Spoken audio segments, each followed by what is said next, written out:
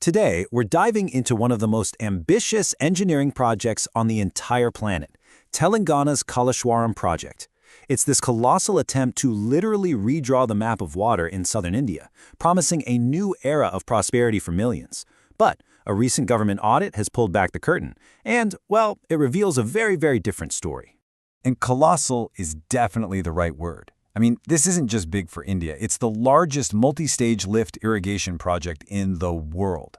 The whole idea is to lift gigantic amounts of water from the Godavari River, hundreds of meters straight uphill, through this incredibly complex web of barrages, reservoirs, tunnels, and just enormous pump houses. The sheer scale is, well, it's hard to wrap your head around. But this is where the plot thickens. A performance audit by the Comptroller and Auditor General of India raises a question that gets right to the heart of this thing. Is Kaleshwaram a true engineering triumph that's worth the price tag? Or is it actually a massive fiscal sinkhole, a financial burden that could drag the state down for decades? So let's dig into what the auditors found. Okay, so to really understand Kaleshwaram, you have to look at what came before it. It didn't just appear out of thin air.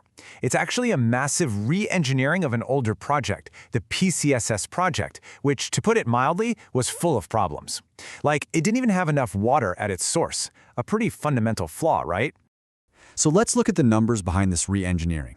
The cost? It more than doubled, jumping from around 38,000 crores to over 81,000 crores. The number of reservoirs and barrages just exploded. But now, look at the new irrigation area. For all that extra cash and complexity, the promised new farmland only went up by about 11%. So, here's the kicker.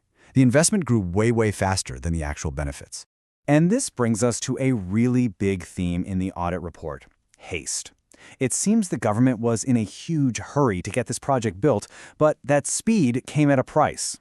A big one. And that price was proper planning and, actually following the rules.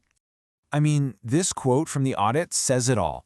Over 25,000 crore rupees worth of contracts were handed out before the detailed project report, that's the master blueprint for the whole thing, was even approved. Think about that. It's like a construction company starting to pour the foundation for a skyscraper before the architect has even signed off on the final plans. It's a huge risk. And those risks? Well, they had some very real, very expensive consequences. This number right here, that's the amount of money spent on parts of the original project that were just completely abandoned and became totally useless after the redesign. We're talking canals, tunnels, and other structures that were built, paid for, and now literally lead nowhere. According to the audit, that's just a dead loss, money down the drain. So if you thought that first jump in cost was surprising, well, buckle up. Because what happened next was truly staggering. The audit shows how the project's budget didn't just grow, it completely exploded. Just look at this timeline. We start with the original plan in 2008 at 38,500 crores. 10 years later, the new Kaleshwaram project gets submitted at over 81,000 crores. But the audit's final calculation for the likely total cost as of 2022, a breathtaking one lot 47,000 crores. That is nearly 4 times the original budget. But hey, maybe the project delivers such incredible benefits that this enormous cost is justified, right? To answer that, auditors use a standard tool to measure the economic worth of pretty much any public project. It's called the benefit-cost ratio, or BCR, and the logic is actually really simple. If the number is greater than 1, it means for every rupee you spend, you get more than a rupee back in benefits. Awesome. If it's less than 1, you're losing money. It's a pretty straightforward pass-fail test for whether a project makes any economic sense. So how did Kaleshwaram do on its test? Well, the project was originally sold with a healthy-looking BCR of 1.51, suggesting a pretty good return on investment. But when the auditors recalculated it using the actual project costs and more realistic benefits, wow, the number just plummeted to 0.52. This means the project was, and these are the audit's words, economically unviable from the very start.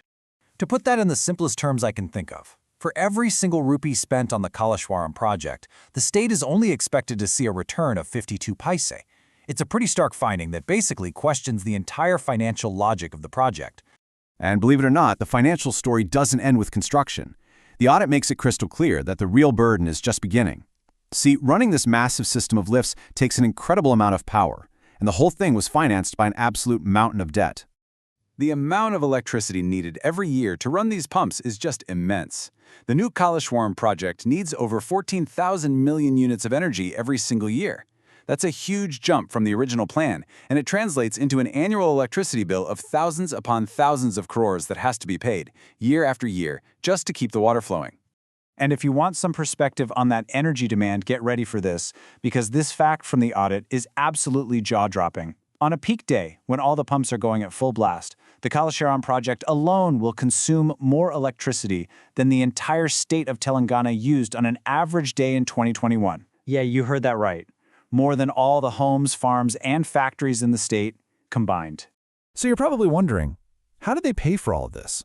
Well, only about a quarter of it came from the regular state budget. A whopping 73% came from something called off-budget borrowings. This is basically a tactic where a special corporation is set up to take out huge loans. The debt doesn't show up on the state's main books, which makes its finances look healthier, but the government still has to guarantee the loan. It's essentially hidden debt. And what's the final bill for all that debt?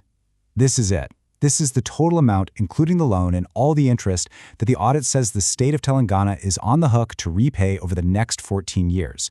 Over 1,41,000 crore rupees. That is a staggering financial obligation for any government to handle. Which brings us right back to this central question. Look, the Kaleshwaram project has lifted a river. It's brought water to new lands. That is an undeniable feat of engineering. But this audit lays bare a whole other story. A story of hasty planning, of soaring costs, and a crushing legacy of debt and operating expenses. It leaves us with one final tough thought.